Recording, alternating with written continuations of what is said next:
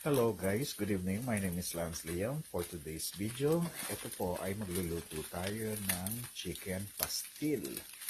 Yan. Ito po yung natira nating roasted chicken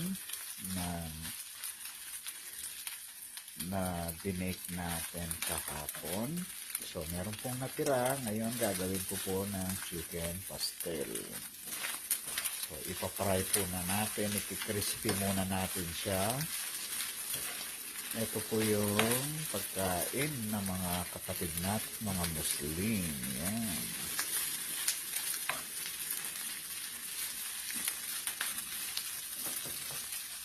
So, masarap po kasi yan, yung medyo, ikikrispy po talaga natin yan. Kasi yan po talaga yung, yun po yung chicken pastil talaga.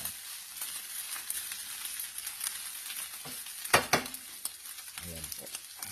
So, ayan po yung natira nating roasted chicken. Ayan. So, medyo ipapry po natin siya na crispy yung ating shredded chicken. Alright? I'm gonna show you later. Thank you.